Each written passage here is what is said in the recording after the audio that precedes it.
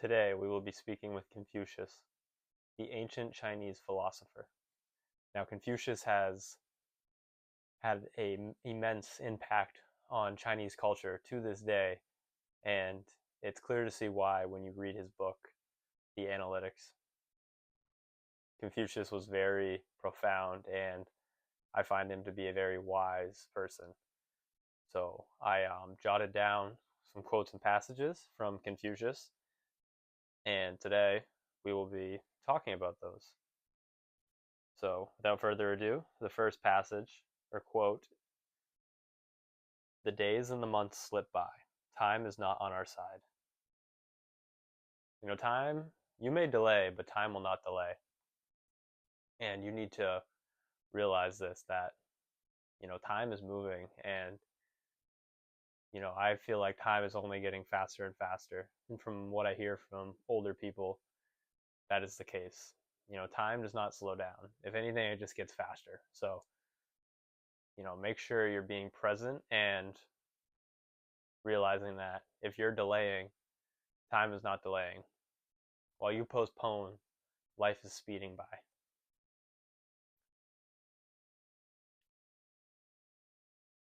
Death has always been with us since the beginning of time. When you were born, the only thing that was guaranteed is that you were going to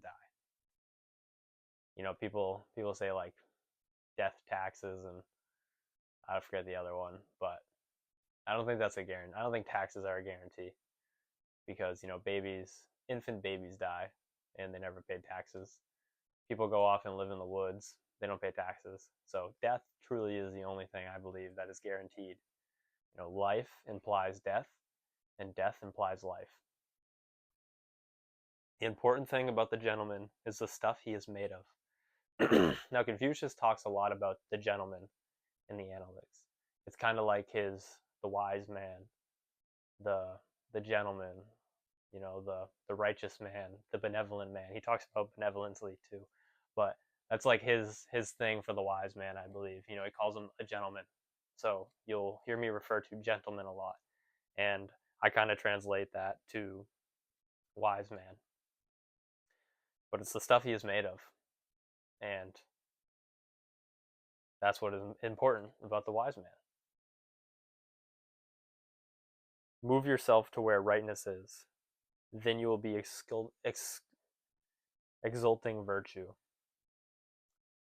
If you're in the right place at the right time, it's a lot easier to exalt virtue than if you're at the wrong place at the wrong time. And you don't really have complete control over this, but you can help not being at, nightclubs at 2 a.m. And you can help yourself being at, community service or,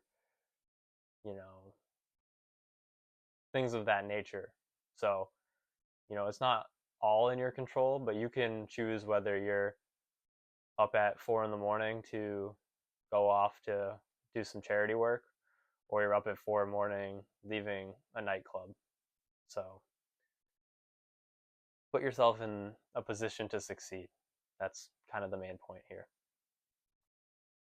Never put off the fulfillment of a promise to the next day. The biggest lie I think we humans tell ourselves is that I'll do it tomorrow. It's like in the Rocky movie when I think it's Rocky 3, he's training to fight that big Russian dude.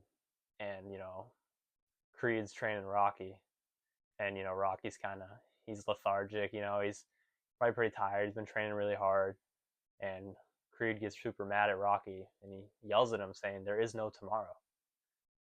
There is no tomorrow. And, that hit Rocky because he was saying, tomorrow, I'll do it tomorrow. But there really is no tomorrow. When he's in that fight in the ring, there is no tomorrow. It's the right here, the right now. So make sure you're giving your best right here, right now. When there is action to be taken, give of you your best. You should always put your best foot forward in whatever you are doing. And when you don't put your best foot forward, you are building a habit to not do your best. And That is a horrible habit to have. You want to always give your best, and your best is not always going to be 100%. Because some days, you're going to be fatigued, you're going to be tired, you're going to be fill in the blank. So your 100% may look different on 2 different days. But as long as you are giving 100% effort and doing the best that you know you can do, that is all you can ask of yourself. So don't beat yourself up when your 100% yesterday was better than your 100% today. Because all that matters is that you give 100%. It doesn't matter which day you were quote unquote better. The gentleman helps others to realize what is good in them. He does not help them to realize what is bad in them. The small man does the opposite. You should help people to see the goodness in them. You should not point out their flaws. If someone's beating themselves up, you don't agree with them and say, yes, you are flawed. You say, you redirect their attention to their goods. They're not their flaws. Make them focus on the bright side of things and what they are good at, and don't let them just beat themselves up and destroy themselves over some faults that they have. you know don't just lie to them and say that they're not faults that they have, but don't just let them sit there and dwell on their faults. And the small man for sure calls out faults in others instead of you know calling out their virtues, their goodness, their righteousness. If you set an example by being correct, who would dare to remain incorrect? I believe this is A Law of Power by Robert Greene, but it's kind of like show don't tell. I forget the exact words for the law, but it's show don't tell. Show people, lead by example. Have them visually see. Don't just talk about it. Be about it. Just desire the good yourself, and the common people will be good. The virtue of the gentleman is like wind. The virtue of the small man is like the grass. Let the wind blow over the grass, and it is sure to bend. True virtue will beat fake virtue, essentially. So don't worry about how it comes out in the wash. Just trust that the virtue of your goodness, is like wind, and the virtue of the small man, that's not even virtue, but you're going up against it, is like grass, and your wind will just make it bend before, grass won't break under that bend, but you can think like that potentially. If you make something bend enough, it's going to eventually snap. So just trust in your virtue. Benevolence. Love your fellow man. Wisdom. Know your fellow man. Raise the straight and set them over the crooked. This can make the crooked straighted. This can make the crooked straight. Rise up the good people. And when you rise up the good people, it can make the bad people want to be good, because they can see how being good can benefit them. A lot of people don't want to be good because they think, you know, I can't be good if I want to be, rich. I can't be good if I want people to, recognize me. I got to step over some people. I got to be a bad person for a little while to be good. But if you rise up the good people, you can change these bad people's opinions and views on life so that they will understand that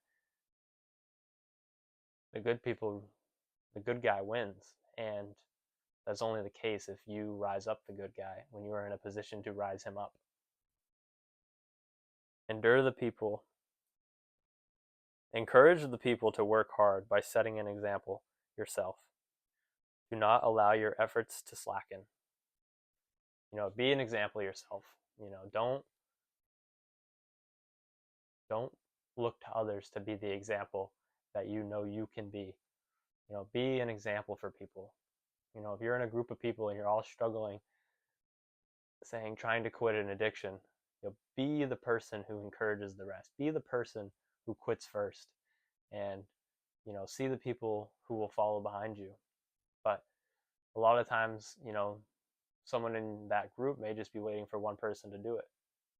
It may just be waiting for one person to take the leap, and then they can lean on them. If you take the first step, then you can lean, or others can lean on you, and you can help them get through it. You want to lead, but you also want to have people's backs. And there's a scene in the movie Miracle. It's a movie of the U.S. Olympic team in hockey, and the captain, before they go out to play, pretty sure it's Russia. The captain, before they go out to play Russia, is at the front. He's leading his team, and once they get to the ice, he waits, and everyone else goes before him, and then he follows up the rear. And to me, that means he is leading, but he's also letting them know he has their backs. Which is just a subtle thing that is put into the movie, but it's very profound if you can catch it and realize what that truly means. The captain is leading his team, but at the same time, he's letting them know, I have your backs. He's leading them to the place, but instead of being the first person out on the ice, getting the praise, getting the applause, he lets his team get it, and then by doing that, follows up the rear, letting them know he has their back. So encourage, lead by example. If he cannot make himself correct, what business has he with making others correct? If you can't fix your flaws, what business do you have trying to fix other people's flaws?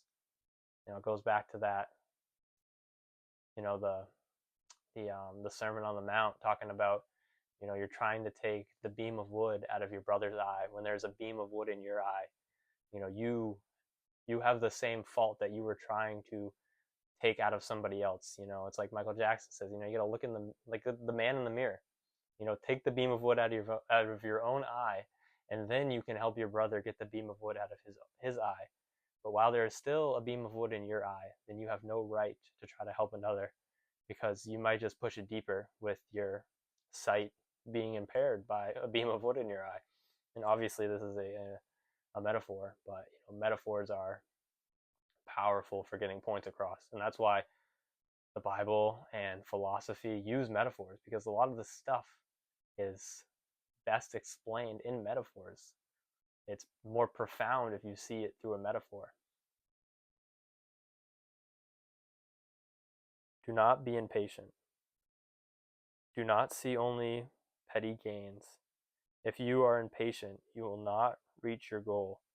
If you see only petty gains, the great task will not be accomplished. You can't stop at petty gains. You can't just take petty gains. You have to hold out for the real gains. And if you take petty gains, then you will take great losses. The gentleman agrees with others without being an echo. The small man echoes without being in agreement.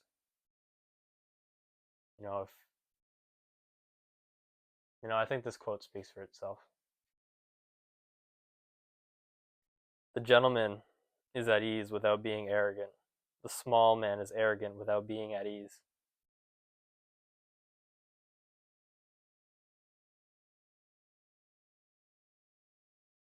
I think that also speaks for itself. I don't even have much to add on that one either.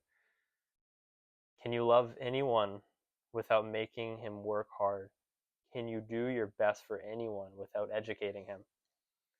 True love is being hard on people. True love is not letting people take the easy road, expecting greatness out of them and being hard on them.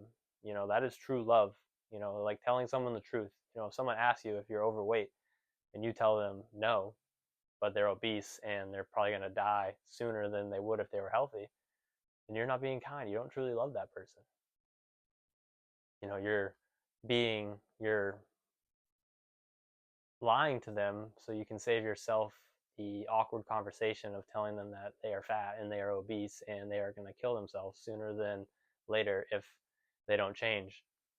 But if they ask you and you're able to be straight up with them and let them know, hey, you are, and I love you, so I can help you try to get on the track and lose some weight, but you are obese and this is not good for your health. That is true love. That means you truly want to see You truly want to see the best from them. You want to see them in better shape. You want to see them live longer, etc.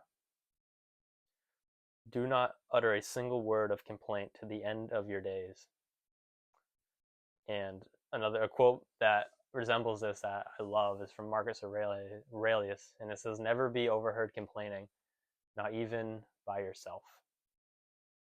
Complaining truly is such a waste of time. And complaining, think of when other people complain. I truly don't like it. So just imagine how people think when you're complaining.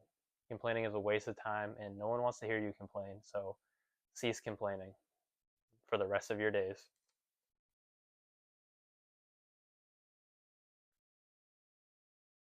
Claims made immodestly are difficult to live up to. Be humble.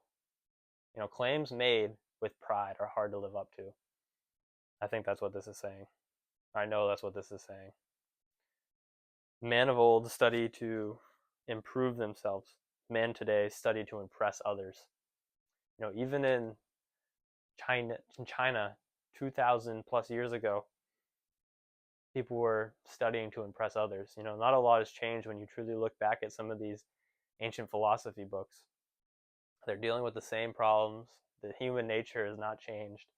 And, even today, people study more to impress others than to improve themselves, which is sad because truly the greatest matter in life is self-improvement, I believe, because you have to deal with yourself day in and day out. And, it's like on the airplane, you need to help yourself before you can help others. So if you're not helping yourself before you're trying to help others, then,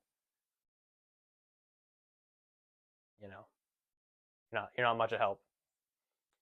You're not help if you're fainting from the oxygen, from the you're not help if you're trying to put on someone else's mask and you're fainting from the lack of oxygen on the airplane. But you are help if you put yours on and save someone while they're gasping for breath, because you aren't gasping for breath. The gentleman is ashamed of his word, outstripping his deed. The gentleman, the wise man, is ashamed of his word doing more, or saying that it'll do more than his deed. You have to be a man of your word, and your deed should outshine your word, not your word outshining your deed. It is not the failures of others to appreciate your abilities that should trouble you, but rather your own lack of them. Your own lack of abilities should trouble you way more than people appreciating or not appreciating them.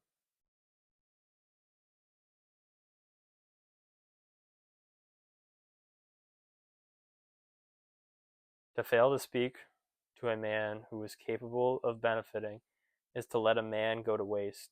To speak to a man who is incapable of benefiting is to let one's words go to waste. A wise man lets neither man nor words go to waste. If you see a man who is truly striving to be better and you think you can help him and you don't, you are wasting that man.